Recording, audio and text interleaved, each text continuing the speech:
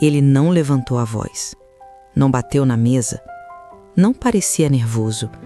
Ele apenas respirou fundo, me olhou como quem já tinha ensaiado aquela conversa e disse: agora que as crianças cresceram, eu preciso viver a minha verdade. Eu não respondi na hora, não porque não quisesse, mas porque levei alguns segundos para entender que aquela frase não era um desabafo, era uma despedida. Meu nome é Vera, tenho 57 anos e depois de 32 anos de casamento, descobri que tudo o que eu chamava de vida a dois existia apenas porque eu nunca tinha feito as perguntas certas. Não é fácil dizer isso em voz alta. Levei muito tempo até conseguir organizar esses pensamentos, até conseguir colocar em palavras o que senti naquele dia e o que ainda sinto hoje, 3 meses depois, quando acordo de manhã e olho para o lado vazio da cama. Porque quando a gente passa mais de 30 anos ao lado de alguém, aquela pessoa deixa de ser só o marido. Ela vira parte da nossa identidade, parte da nossa história, parte de quem nós somos quando olhamos no espelho. Quando alguém me perguntava quem eu era, eu dizia: sou a esposa do Roberto, mãe do Rafael e da Júlia. Nunca dizia: sou a Vera. Porque a Vera tinha se perdido em algum lugar no caminho, entre as fraldas sujas e as contas para pagar, entre o jantar que tinha que estar pronto às 7 e a roupa que tinha que estar passada de manhã.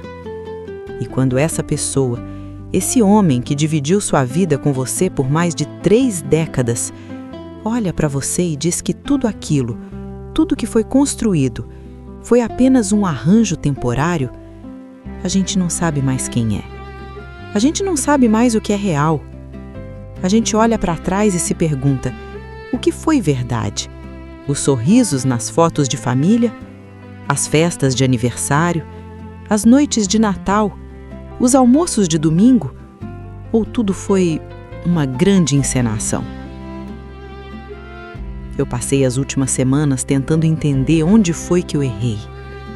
Passava horas deitada na cama, olhando para o teto, revirando cada memória, cada momento, cada conversa, procurando sinais que eu deveria ter visto, pistas que eu deveria ter captado.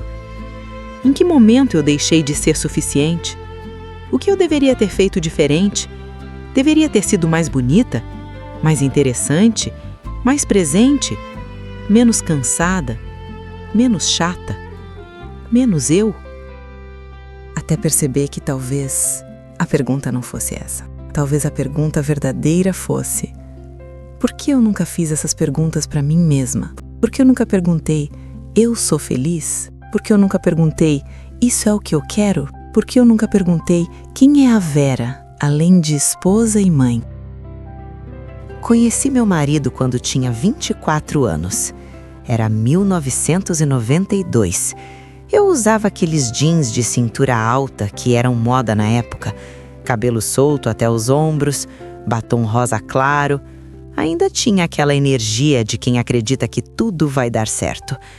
Ele era sério, reservado, trabalhador.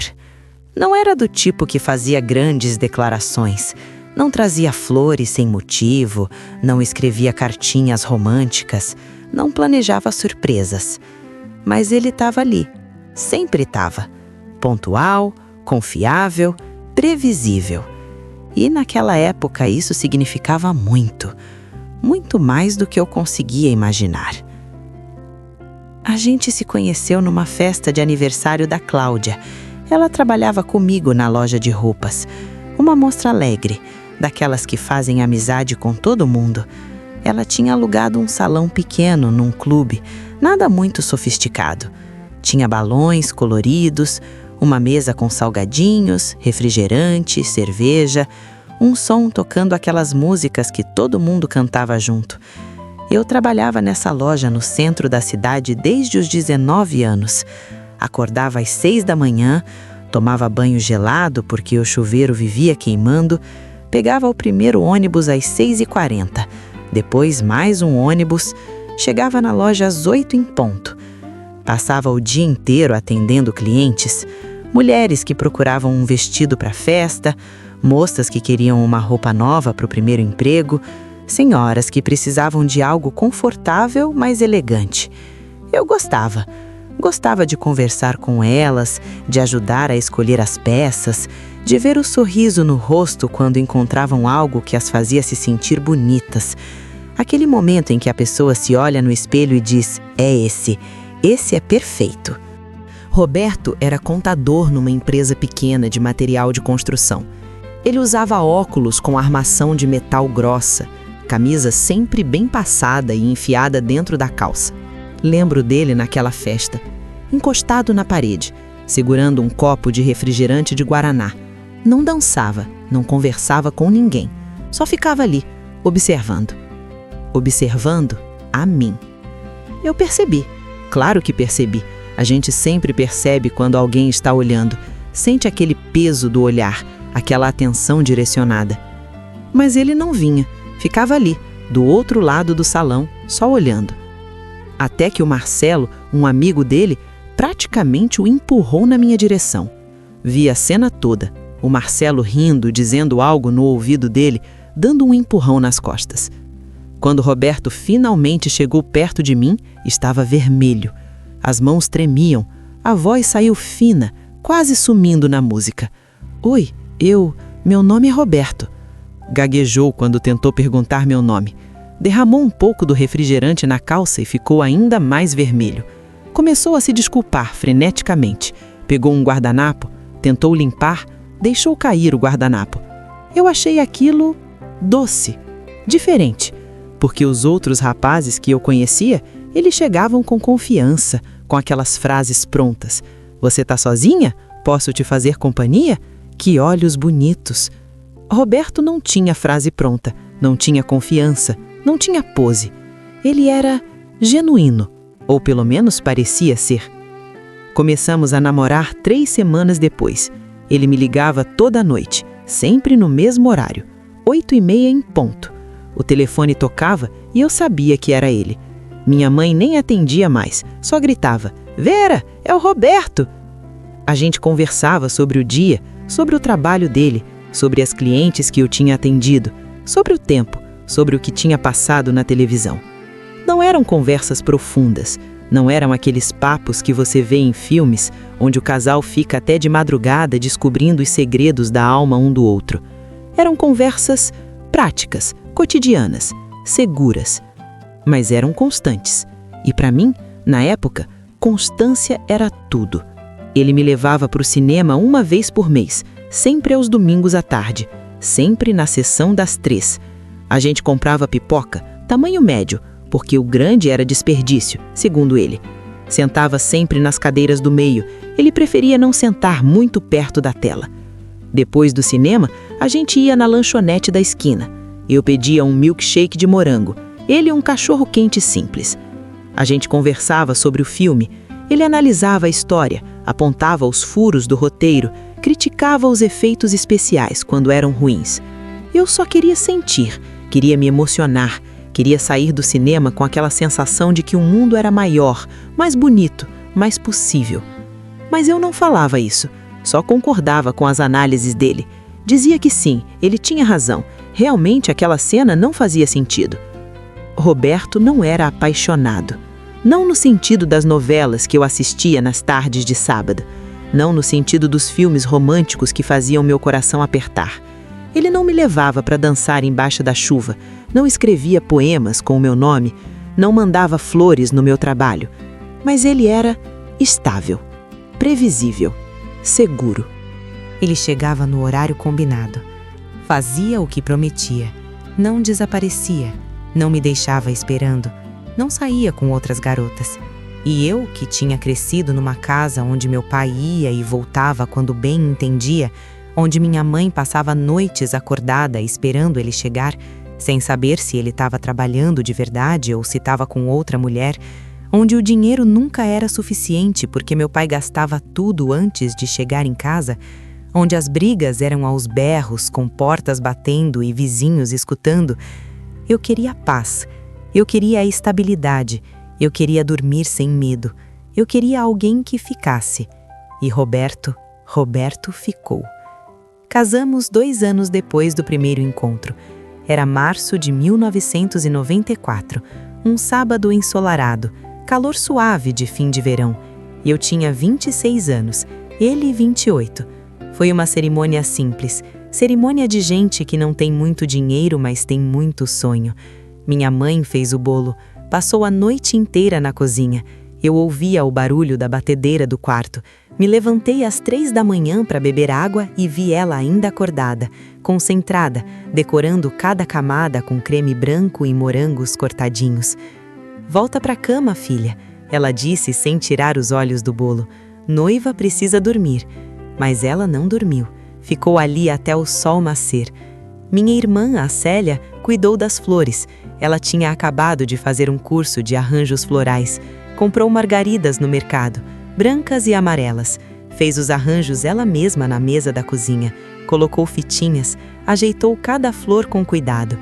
"Você vai ter o casamento mais bonito da família", ela disse sorrindo, com uma margarida presa atrás da orelha. Alugamos um salão pequeno perto da igreja. Cabiam umas 60 pessoas. Convidamos família, tias, tios, primos, alguns amigos próximos, colegas de trabalho.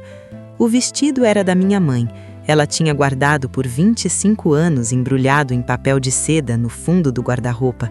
Estava meio amarelado pelo tempo. O tecido tinha manchas de umidade. Levamos numa costureira, Dona Neuza. Ela morava ali perto. Fez uns ajustes, colocou renda nova no decote, trocou os botões de pérola, lavou o vestido 3 vezes com produtos especiais. Quando ficou pronto, quando vesti o vestido no dia do casamento e me olhei no espelho, me senti bonita. Pela primeira vez em muito tempo, me senti realmente bonita. Minha mãe chorou quando me viu, ajeitou meu véu, segurou minha mão. "Você tá linda, minha filha, mais linda que eu fui no meu casamento." A cerimônia foi rápida. O padre era o mesmo que tinha batizado minhas irmãs. Um senhor gordinho, de óculos, que fazia piadas no meio da missa. Trocamos as alianças. Aliança simples, de ouro, que Roberto tinha comprado na joalheria do centro. Ele tinha parcelado em 6 vezes. Quando chegou a hora do beijo, ele me deu um selinho rápido, sem graça. As pessoas riram. Alguém gritou: "Beija direito, rapaz!" Ele ficou vermelho, sorriu sem graça e pronto. Estávamos casados. Na festa teve música, comida, dança. Eu dancei com meu pai. Ele estava sóbrio, graças a Deus. Tinha prometido para minha mãe que não ia beber antes da festa. Segurou sua palavra. Dançamos Como é Grande o Meu Amor por Você. Ele pisou no meu pé 2 vezes.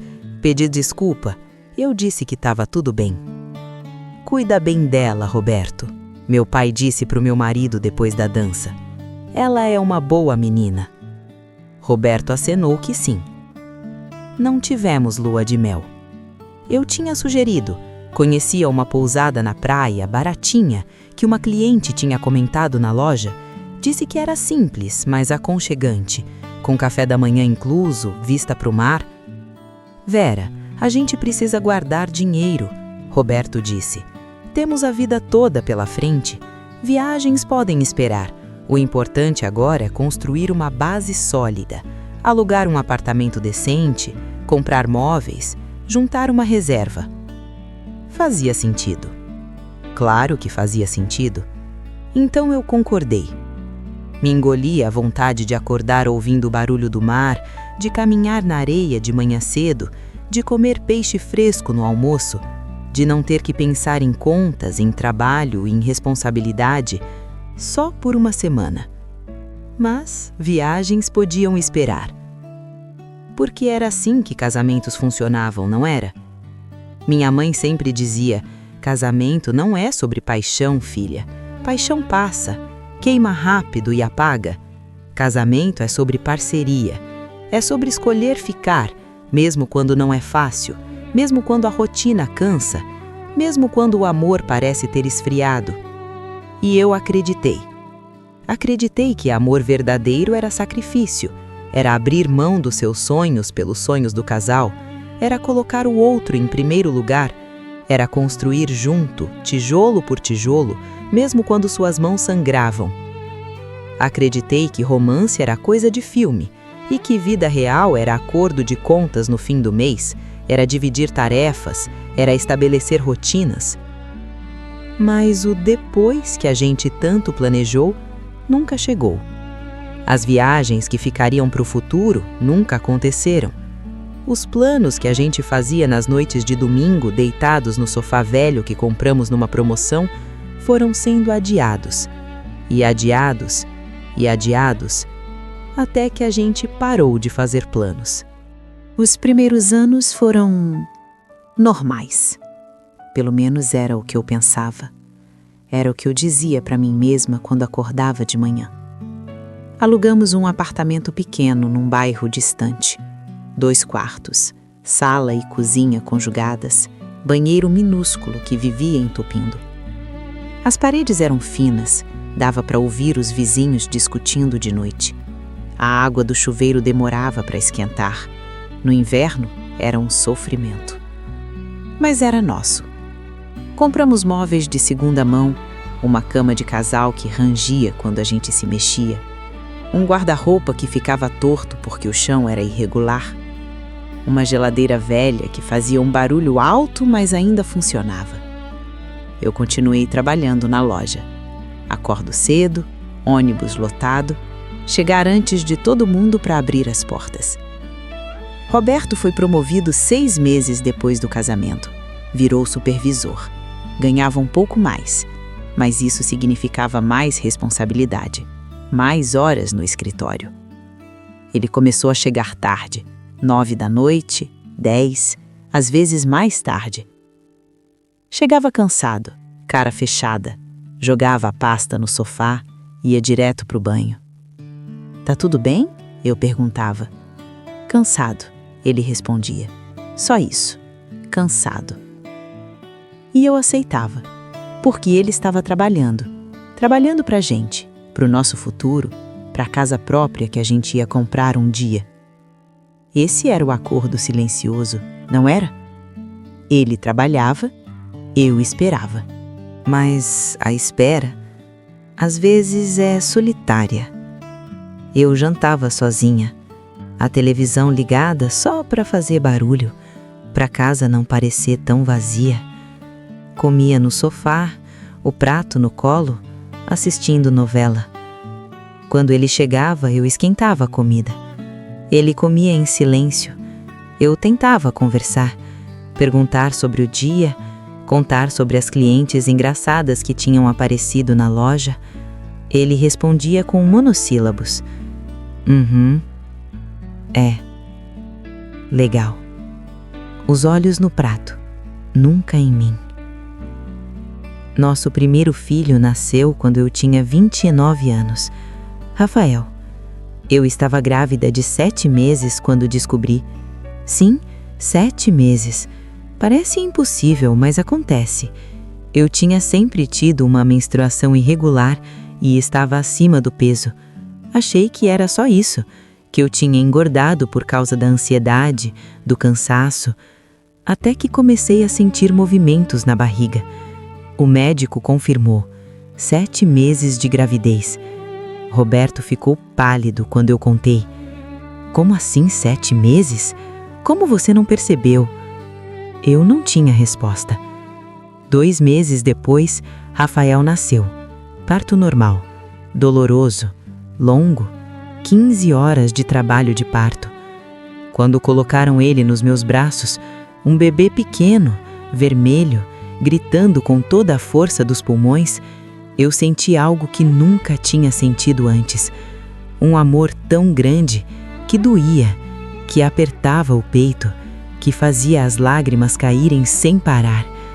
Uma responsabilidade tão pesada que me assustava, porque agora tinha alguém que dependia completamente de mim, alguém que não sobreviveria sem mim. Roberto veio me visitar no hospital. Segurou o bebê com cuidado, com muito cuidado, como se ele fosse quebrar a qualquer momento.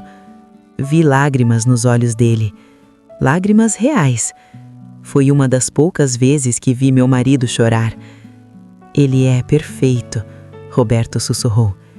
E naquele momento, naquela sala de hospital, com cheiro de desinfetante e luz branca do teto, eu pensei, agora sim, agora a gente vai ser uma família de verdade. Agora tudo vai mudar. Mas não mudou. Não da forma que eu esperava. Rafael chorava muito. Cólicas, refluxo. Não dormia mais de 2 horas seguidas. Eu estava exausta. Olheiras profundas, cabelo sem lavar, roupas manchadas de leite. Tirei licença maternidade, 6 meses. Tempo que passava cuidando do bebê, trocando fraldas, amamentando, ninando, limpando, cozinhando, lavando roupa. Roberto voltou ao trabalho 3 dias depois que saímos do hospital. Preciso trabalhar, Vera. As contas não param. Ele saía cedo, voltava tarde. Às vezes nem via o filho acordado. Quando chegava, Rafael já estava dormindo. No fim de semana, Roberto estava cansado demais para ajudar. Você cuida tão bem dele, você é a mãe, sabe o que fazer. E eu o cuidava, sozinha, sempre sozinha. 2 anos depois, veio a Júlia, uma menina, pequena, delicada, olhos enormes e bochechas redondas. Desta vez, a gravidez foi planejada, ou pelo menos não foi surpresa. O parto foi mais rápido, menos doloroso. Eu já sabia o que esperar. Júlia era mais calma que Rafael. Dormia bem, mamava bem, sorria fácil. Mas agora eram 2 crianças pequenas. 2 seres humanos que dependiam de mim para tudo. Eu tinha voltado a trabalhar meio período quando Rafael fez 1 ano. Precisávamos do dinheiro. Sempre precisávamos. Roberto tinha sido promovido de novo, mas as despesas cresciam junto. Fralda, leite, remédio, creche. Agora, com Júlia, eu não conseguia mais conciliar. Pedi demissão. Foi difícil, porque aquele trabalho na loja era o único lugar onde eu ainda era a Vera, não a mãe, não a esposa, só Vera. Mas não tinha jeito. Fiquei em casa, cuidando, sempre cuidando. Acordava às 6, café, Rafael para creche, Júlia no peito, fralda, roupa, limpeza, almoço, buscar Rafael, banho, jantar. Quando Roberto chegava às 9, 10 da noite, eu mal conseguia manter os olhos abertos. Ele comia em silêncio, ia para o banho, para a cama. Às vezes me chamava, vem. E eu ia, porque era minha obrigação de esposa. Mas não havia carinho, não havia olhar, não havia nada. Rápido, mecânico, vazio. Depois ele virava de lado e dormia. E eu ficava ali, olhando para o teto, sentindo um vazio tão grande que doía. Os anos passaram, e quando digo que passaram é porque realmente voaram. 1 minuto, Rafael estava aprendendo a andar, no outro estava indo para a escola, depois para a faculdade. Júlia era uma bebê, depois uma criança tagarela, depois uma adolescente teimosa. E eu continuava ali. Mesma casa, mesma rotina, mesmo silêncio.